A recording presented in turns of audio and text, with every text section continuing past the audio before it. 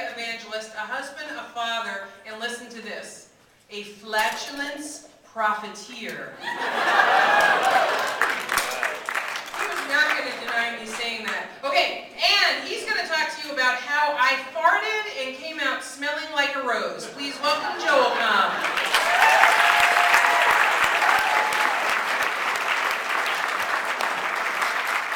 All right, my name is Joel Comm. I'm the CEO of Infomedia Inc. in Loveland, and over the past year and a half, I and my team have made a bit of a stink with an iPhone app.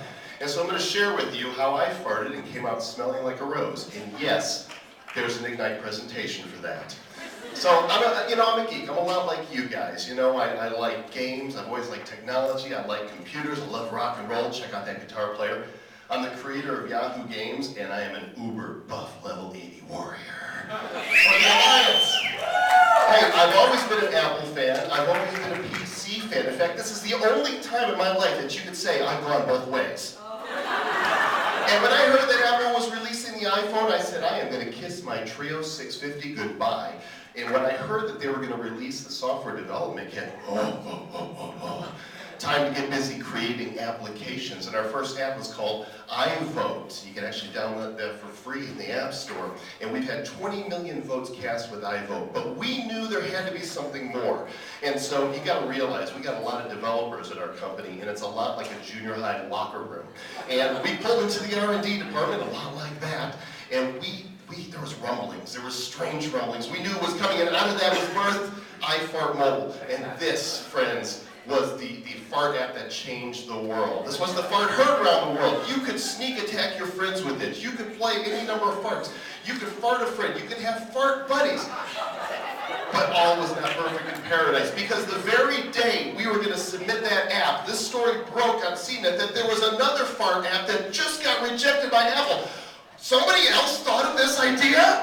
Say it isn't so. So we did what we had to do. We sat on it. I didn't want to face the wrath of Steve Jobs and get rejected as well, but a couple months later I decided, you know what?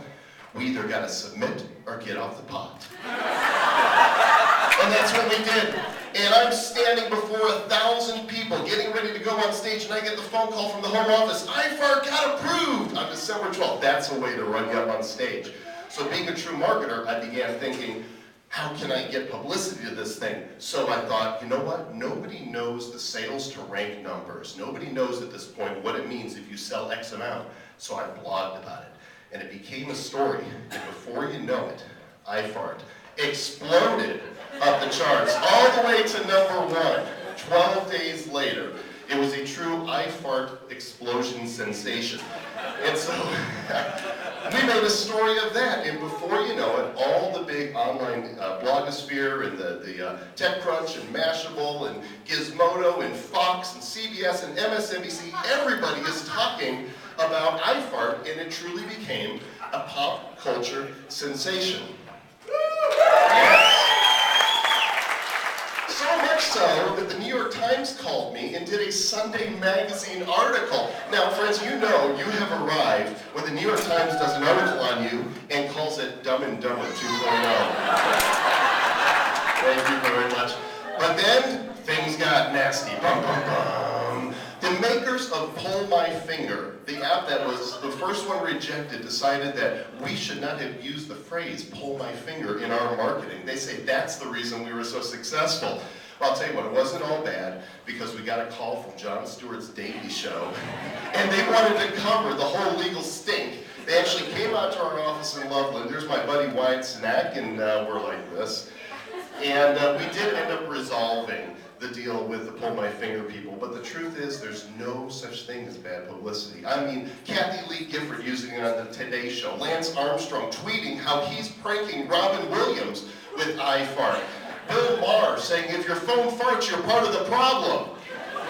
The good news, we did settle. We made an app with the Pull My Finger people called Clear the Air, and as a result, there are now over 200 fart apps in the App Store. Some people leave a mark in history. We made a skid mark. But hey, look, we do good stuff too. We make some very sophisticated apps because we got real talented programmers. GameDoc, for example, is a global multiplayer platform that anybody can play against their friends anywhere in the world. And I get asked this question all the time. Is your mother proud of you?